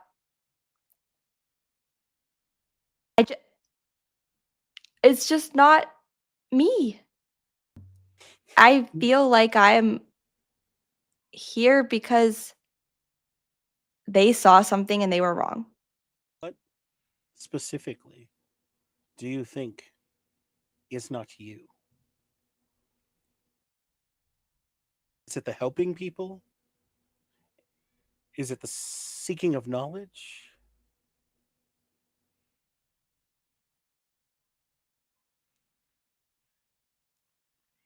I feel like it comes with an expectation to be something greater than I am. Even if it's changed, the title of Jedi still holds a lot of weight. It's good weight, it's bad weight. Things have been accomplished that are beyond comprehension and in both good and bad ways throughout history, and yet that weight stays the same. It's for people who are great.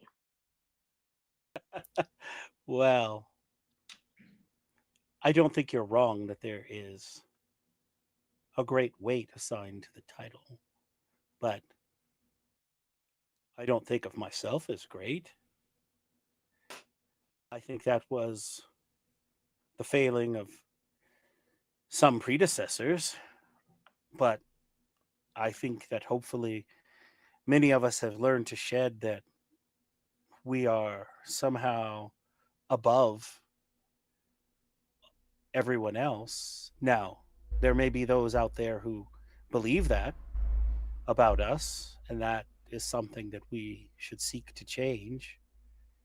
But I don't disagree with you that it is a great weight and a great responsibility to carry. But whether here or out there, you should be your own person. And if that means that you do not wish to carry that burden, then you shouldn't. You will, of course, be missed. I think you have it in you to carry that burden. And I think you, of all people, shouldn't be concerned with what others think about you, the mantle that they put upon you. So choose your own path, whether it's here or somewhere else. How do I choose my own path if I don't know what path that is? That is a lesson that some of us are still seeking. We walk the path we're on, and sometimes it's the journey and not the destination.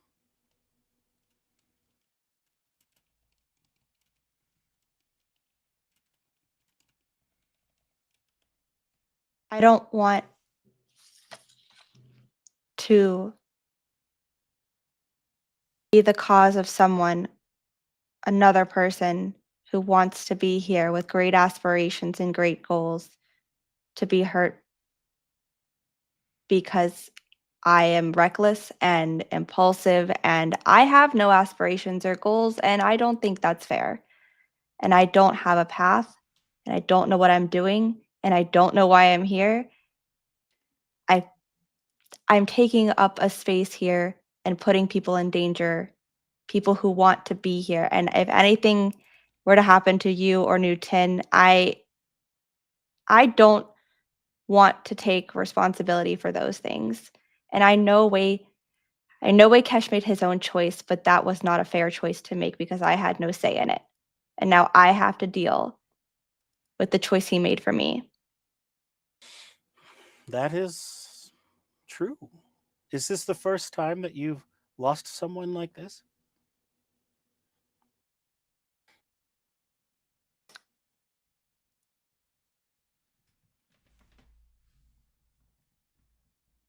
What do you mean like this? Someone who you saw perhaps as a companion, maybe as a friend, someone close to you perhaps?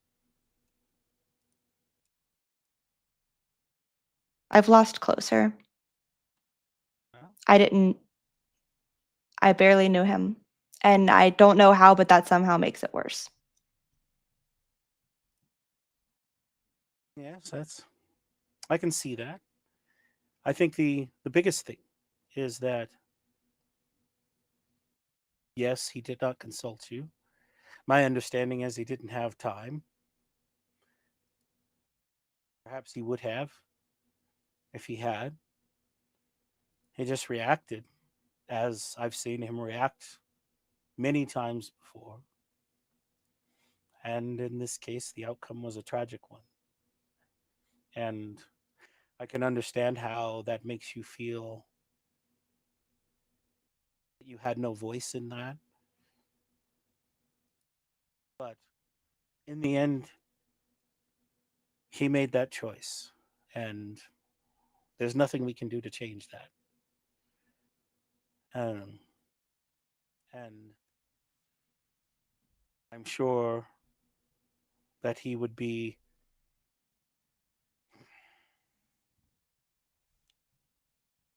unhappy that it is affecting you in this way. That you think that you somehow, it should have been you, maybe. But again, we will not keep you here. Just know that we will be there if you need us. I I'm sorry that this happened the way it did, but I think that you could do well here. But the choice is yours.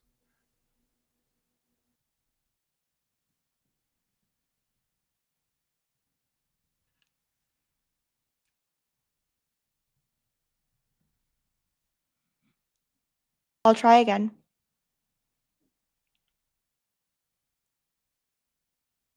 Loss is a horrible thing, and it may happen again. I've seen friends and acquaintances die. I've seen strangers die, and it is never easy, nor should it ever be easy. If it becomes easy, then we have lost ourselves.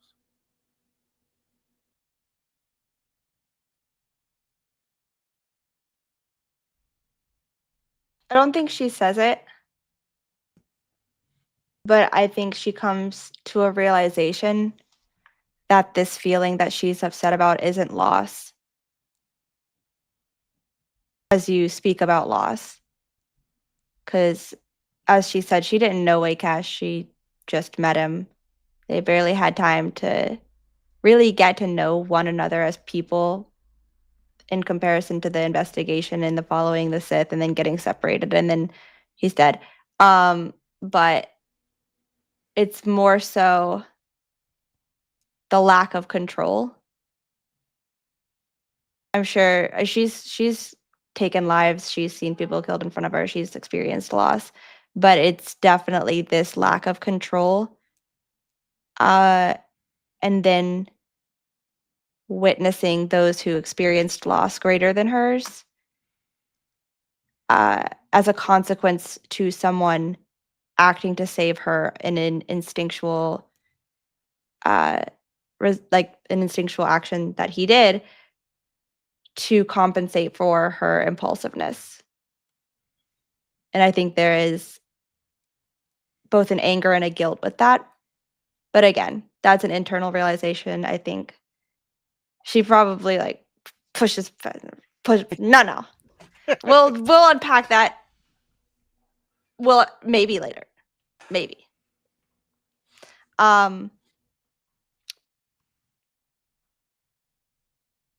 And she the vibes are now less I'm gonna bolt and more so I will give this a chance, but if the council starts asking me to tell them what happened again, and then I feel like they're gonna blame me for this shit, I'm out.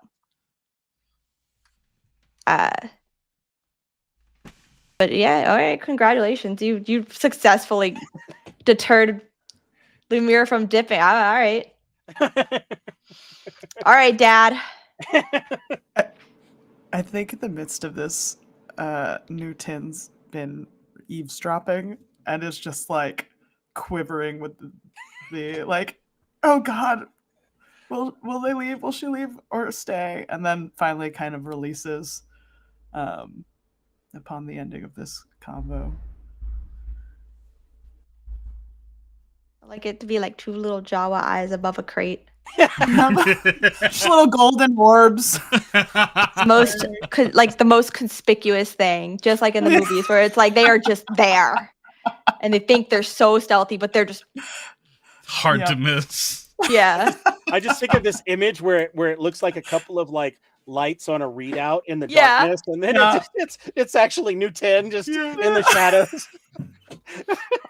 Yes, exactly, 100%.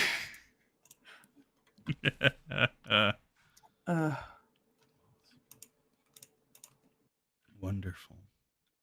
So, Lumira, I will ask, then where do we find you as we land?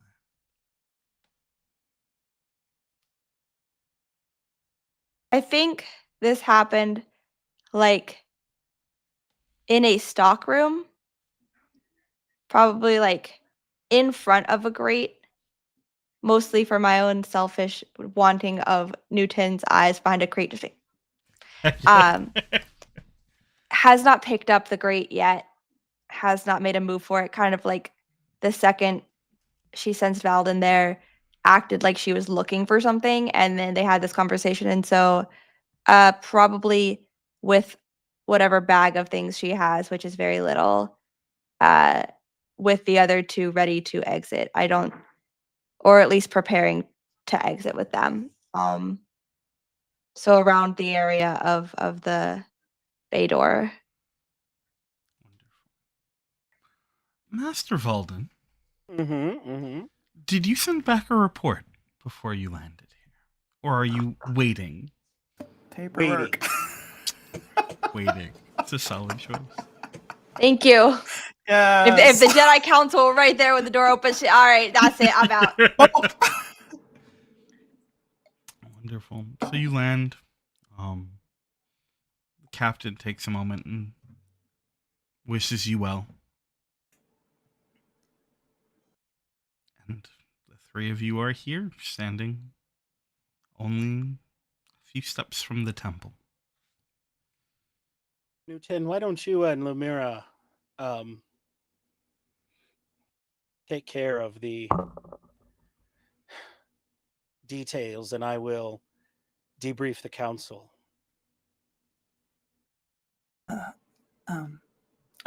With a newly fixed, I'm sure she would have messed with it on the trip over, translator.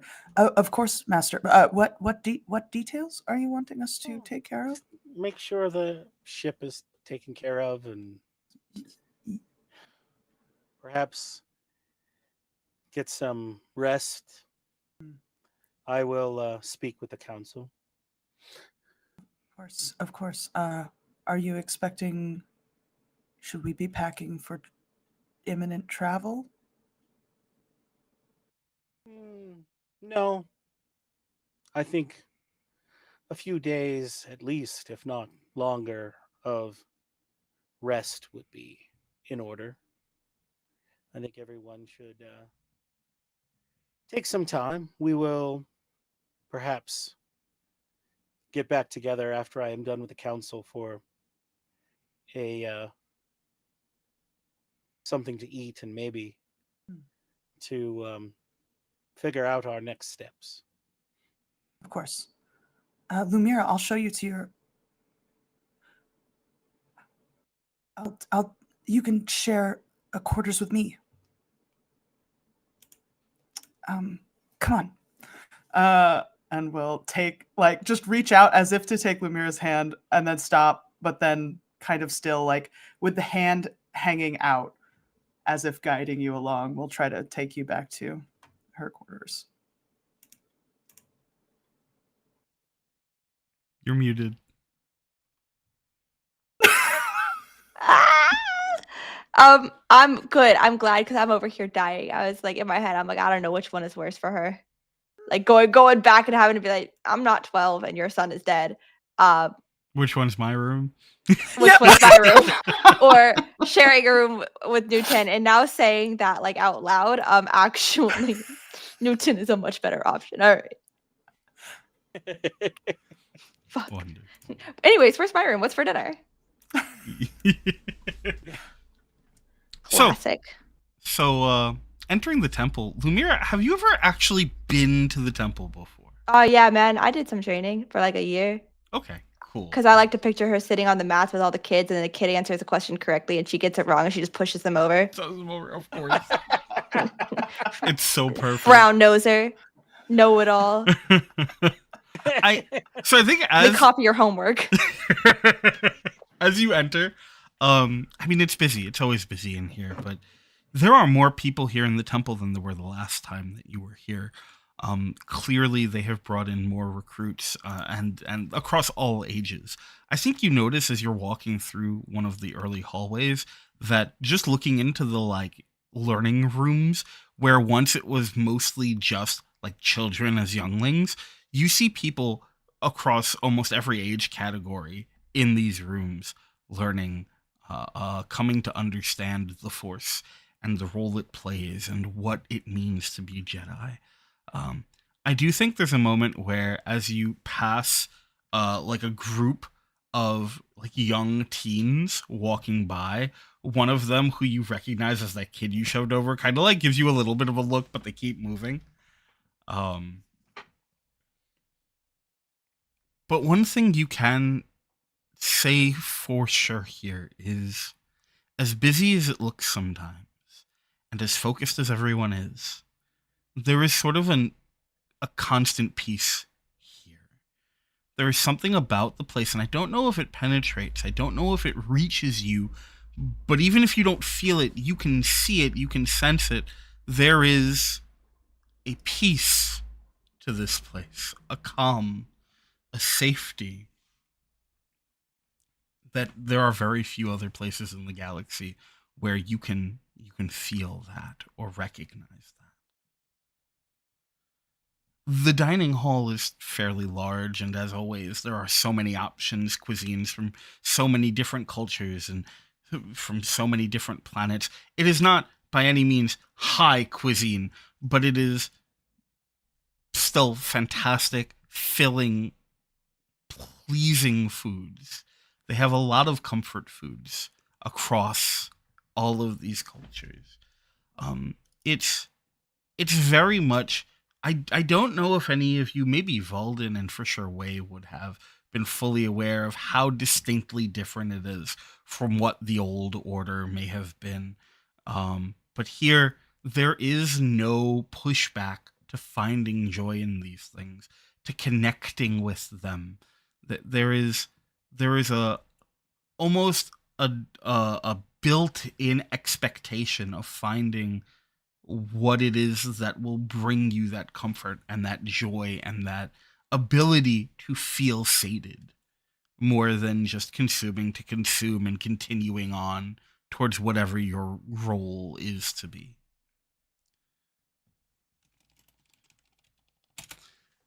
And I think as we sort of leave the two of you at the dining hall, we will follow as Master Valden walks past and towards those familiar chambers where we saw at the very beginning of this series.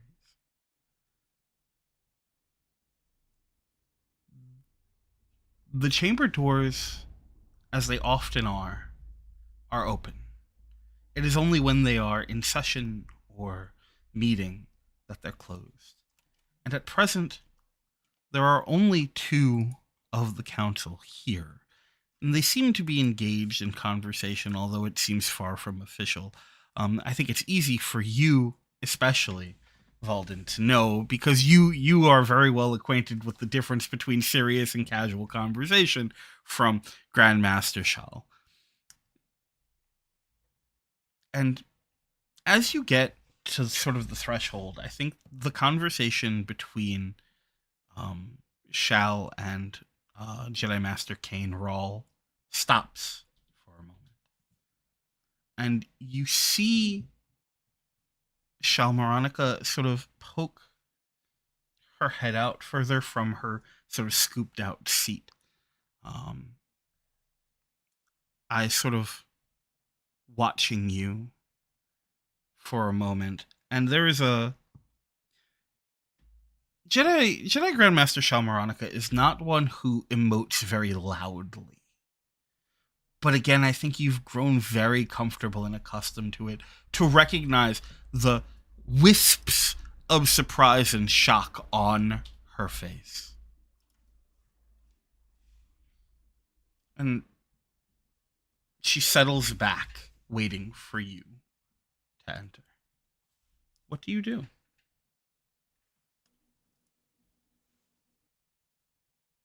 I'm going to approach and look over the room and say, I am sorry to report that we lost Knight Waycash.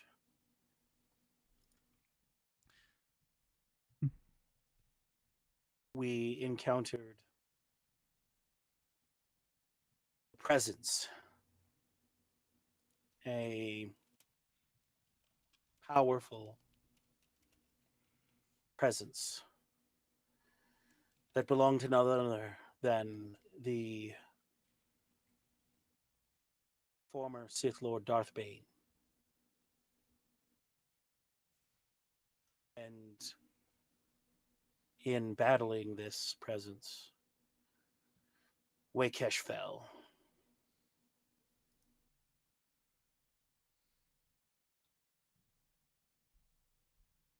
The two of them share a look.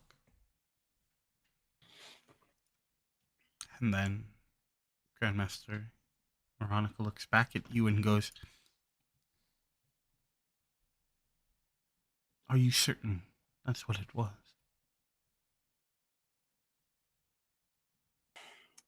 We encountered a moon that was wholly corrupted by the dark side. His presence claimed to be Darth Bane, but it could have been some trick of the dark side. It certainly was powerful enough, and it certainly reeked of the dark side. So I think it is safe to take it at its word that it was either Darth Bane or something malevolent enough to take on his visage. Jedi Master Rawl leans in, the wide, like, top heavy body sort of curling a bit as elbows come to rest on his knees, and those golden eyes look at you, and he goes, And how does this connect with what you were sent to investigate? We encountered other Force users who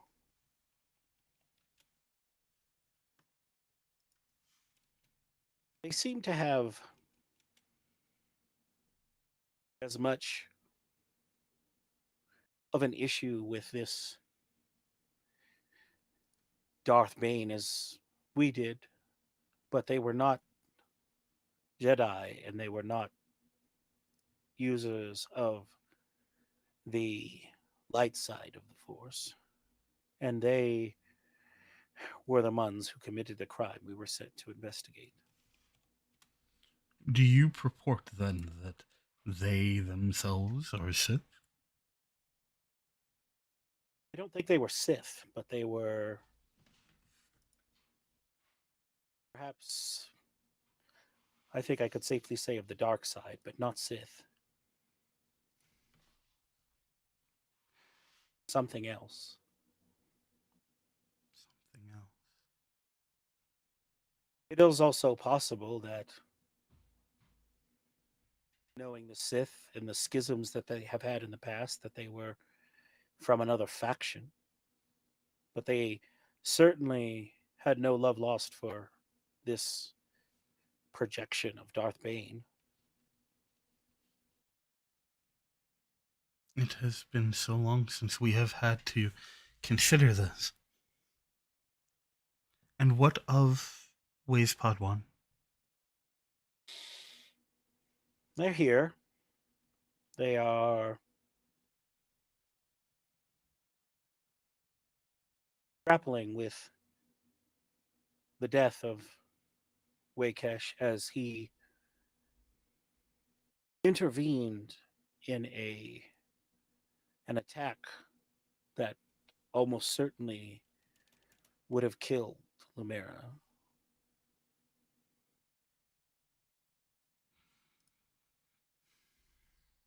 And of your Padwan, how is Newton? Newton is Newton. Mm-hmm. Steady, sometimes a bit neurotic, but reliable. Sometimes a bit too curious for her own good, but I think she has what it takes. As she always had. She has her stumbles, as do we all, but I think she will come out of this stronger for it. And I'm going to have to ask everyone, all three of you, to make me a force check, please. Okay? Here we go. Here we go, indeed. Ooh. Woo. Oh, it's the light side, baby. Look at this. Yeah, we're at the Jedi Temple. It's fueling us. Light side coming up strong. I like have to squint. I'm like, which ones are mine? Yours are the two light side. Yeah, but it was just all at once, and I was like, where did mine go? Did I roll? Yeah, man, that's a lot of light side. Let's go. Okay. Well, there's a lot of dark on Lion's End. So, Valden Lumira knew. Out of seemingly nowhere, there is a pain that courses through you all. It is not physical. There's no ache in your bones or your joints or your muscles, but your chest becomes tight. For a moment, your breathing is haggard. It is as though the world, perhaps the galaxy, comes crashing down upon your shoulders.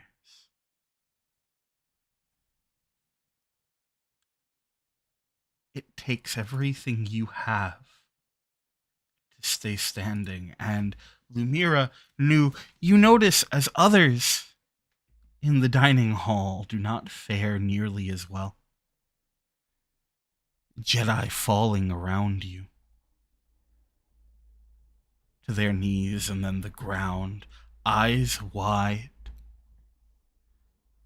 Valden, in the council chambers, you watch as Grandmaster Shalmaronica narrows her gaze, and then a look of profound sorrow comes over her as she falls out of her seat and to the ground, hunched over, heaving breaths. And then you notice it out the window in the chambers, out amidst the city of Coruscant. There are more falling, finding themselves on the ground, writhing, and then you watch the three of you as their bodies slowly encase themselves in what looks like some strange mixture of crystal and rock. Looks of fear and horror and sorrow on their faces.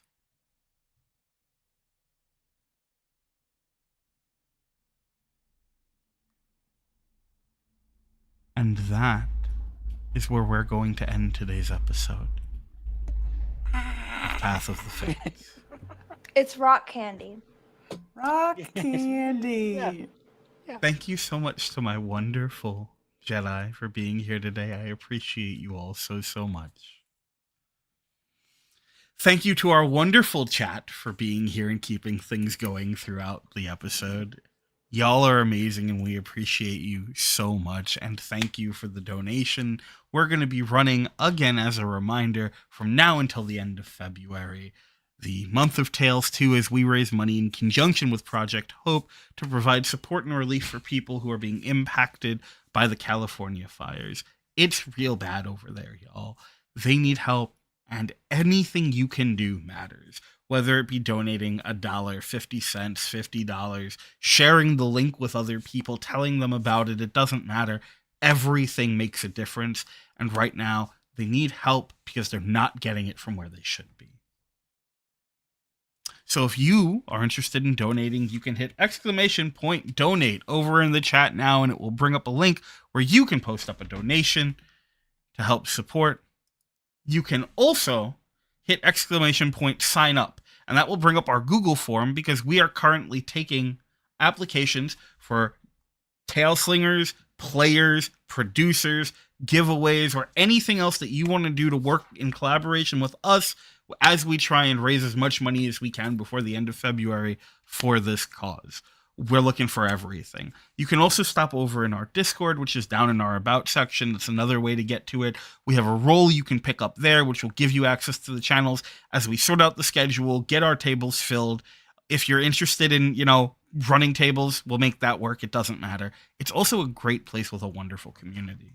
Speaking of that wonderful community, we're going to take a second go around so that everyone can tell you who they are, who they've been, where you can find them, what they're up to, and all that other cool stuff. So I'm going to try and go around in reverse order. My brain is soup after all of this because, man, a lot happened today, and a lot of it was emotional. But Katelynn, I believe you would be up first. It is me. Hi, I'm Katelynn. You can find me at KKennyPlays. Today, this afternoon, I played Nu Tu, our little Jawa Padwan, who, I don't know why I always do this, has had a vision. I forget that Foresee is of this day. And instead of just telling everyone immediately, she holds on to that squirrely little thing. And I was so excited. I was like, oh, I was going to tell Lumira.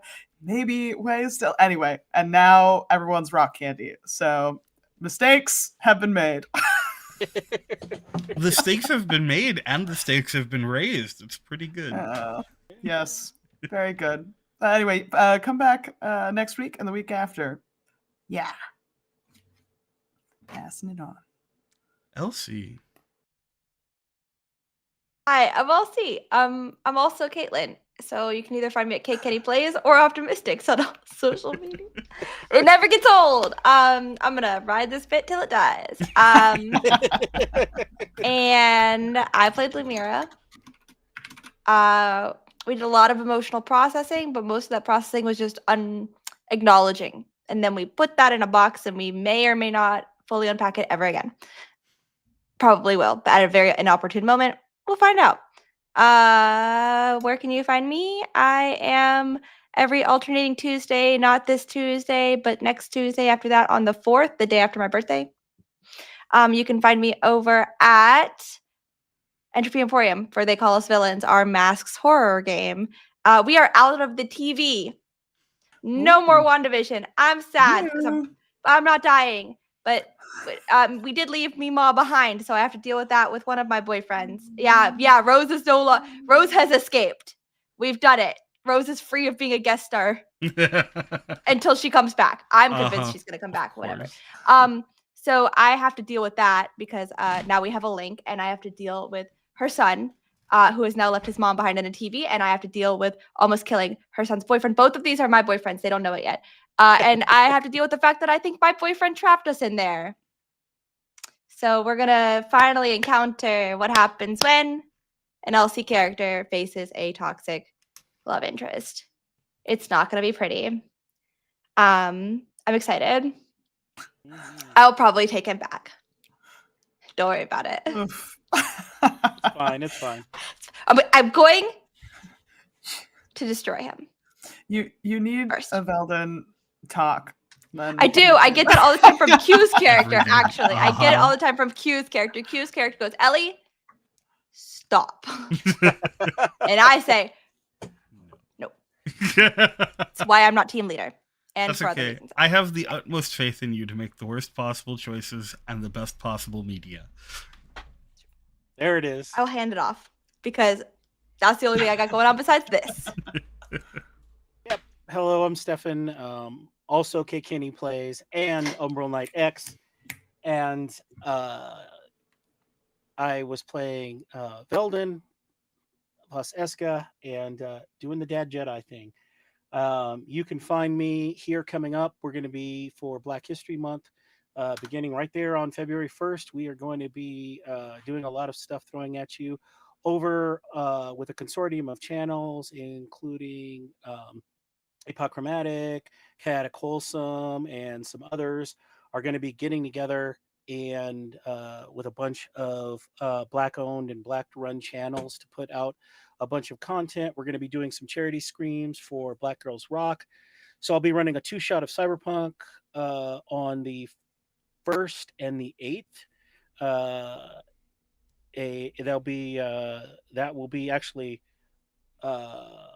like a little bit after this game, like I think a half an hour to an hour after this game, and then we will be doing a all month of February on Sundays in the afternoon. We will be doing a Wonder Home game with a amazing cast, including Honey and Dice, myself, and Trooper SJP. So please check that out because we have come up with an amazing kind of backstory for those characters and why they're traveling together. So keep your eyes peeled for those and come out and support another great charity if you can. Heck yeah. And because I get yelled at if I don't do it. Hey, y'all, it's Drake Lionheart. Most people call me Lion. I am the studio director for Tales from the Table Studios. You can find me everywhere on the internet at It's Drake Lionheart, except on Twitter where it's LionKnight42. But don't go do that because I don't want you on Twitter and you shouldn't be on Twitter. Fuck that place. I'm just saying. You can also find me here right now twice a week, every Saturday and Sunday, as I run both Path of the Fates for now and the Celestial Railway Job, a Cowboy Bebop inspired train heist that has gone insanely well for the first bit. Unfortunately, we were off last week because of tech gremlins that refused to go away, but we should be back tomorrow with part 2 of this fantastic 3-part series, where we're going to see how things go getting into the actual heist itself. It is quite the group of misfits. We love them all, so you're not going to want to miss that. You can also find me in the Discord, which I already talked about. If you're interested in being part, you should go check that out. Tales from the Table Studios started as a charity event years ago now. It's so strange to say years ago, and has blossomed into an amazing community of wonderful human beings, great storytellers, absolutely fantastic performers, game designers, and more. So if you're interested in popping in, saying hi, seeing what any of these great people are doing, go over to our Discord. It's a great place to do it. It's also where we do our initial casting announcements for any show that we're looking for cast on. It's where you get sneak peeks at the things that we're working on, and where we're going to have community events coming up very, very soon.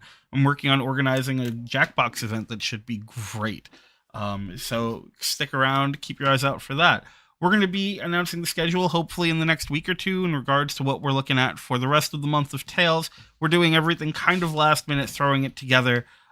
So we will keep y'all updated as best we can. The best way to keep track of that is either on my socials or on the studio socials at TFTT Studios across all forms of social media, and we'll be updating that as we go. It's going to be a great time. We've got a lot of amazing people who are already involved and who want to be involved, which is phenomenal. I think, double checking, I think that's everything I have to go over right now. But make sure that you check all these amazing people out. Tell them how incredible they are. They deserve it. They absolutely do. Go check out the APOC Unlimited events that are coming up, because they're for an amazing cause. And they're going to be a great time. Show all these people love, and remember, until next time, love yourself.